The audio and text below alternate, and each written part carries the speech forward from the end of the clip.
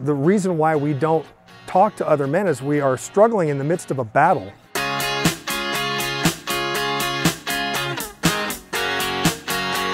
Hi, my name is Rob, and this is 1,000 Steps with Way Nation. And today, we're talking about what it means to be a man and why so many men are isolated. And I'm talking with this guy, David Dusek. Hey, how are you doing, man? Ready to do this thing? Yeah, I'm ready. Let's go. When I really started ministering to guys in the church, when I wasn't born and raised in the church, so I met the Lord in not a gentle leading to the cross. It was more of a head-on collision with it.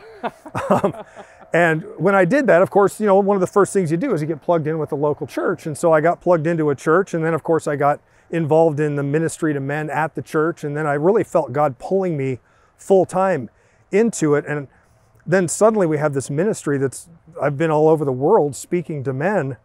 And I've realized that I'm not an isolated case of isolation, that every guy, no matter where they are, even if they're plugged into a Bible study, oftentimes are still stuck in that inch-deep, mile-wide relationship where they just don't have anybody to talk to. They don't, you know, the Bible Jonathan had David and David had Jonathan. And a lot of guys just don't have that. So I think it's really become, it's epidemic. And we're, unlike women are inherently really good at this. We isolate when things go wrong. So when I'm having a fight with my wife, instead of calling my best friend to talk about the struggle we're having, I just sit down on the couch and I watch, 24 hours of ESPN Sports Center straight through in hopes that the problem will just sort of go away. And I don't have anybody to seek any counsel from. And I think you'll find, at least in my experience, that that encompasses 95 or more % of the guys that are serving the Lord in the church, that are in the working world, that are barbecuing every weekend with the neighbors. They still have there's a cutoff line where they go from transparent to opaque, where they just don't have anybody that they can call when they have a prodigal son, which I'm really familiar with, or they have a strained relationship with their father, which I'm also really familiar with. And that's really the most important thing, is to de-isolate, because isolation, the enemy wants us alone. And when he gets us alone, that's when he does his best or worst, depending on how you look at it, work.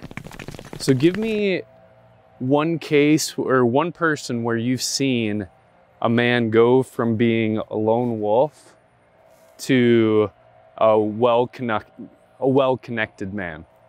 Well, I can think of one guy really specifically who I met online. As weird as that sounds, because our ministry is international and he's in another country even. And there was a lot of, he just felt like everything was going wrong, especially in the marriage part of it.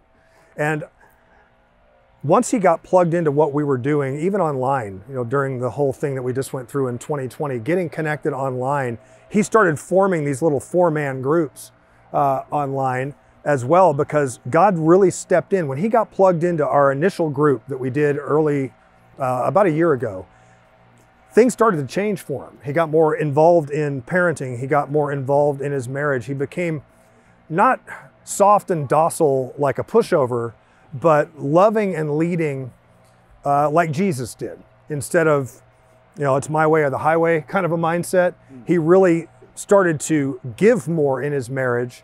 And as a result of that, she responded, and their marriage went from a 2 to a 10. What changed in his perspective to allow him to see the change in his marriage? The thing that men struggle with almost the most is that we feel like we're the only one. And I think when he got together with a couple of guys in a virtual breakout session, because he's literally on the other side of the world. So he's connecting with a guy in Arizona and he's down under. When he realized that he's not a lone wolf in his struggle, that there's only a small bag of tricks that the enemy plays on men and every guy struggles, once he knew he wasn't alone, it opened the door for him to be more real with the guys that he was with. And once he was more real with the guys he was with, one of the guys in his group said, well, I was about in the same spot, and here's what I started doing. And he got counsel from the other guys in the group. And I think that's in large part, the reason why we don't talk to other men is we are struggling in the midst of a battle that we don't think anybody else can relate to. And when you get into a group of people, whether it's in person or online or whatever, and you realize that everybody is struggling, it makes it so much easier to be real and authentic and transparent about the struggles you're in. I believe that there's only 3 places any guy could ever be.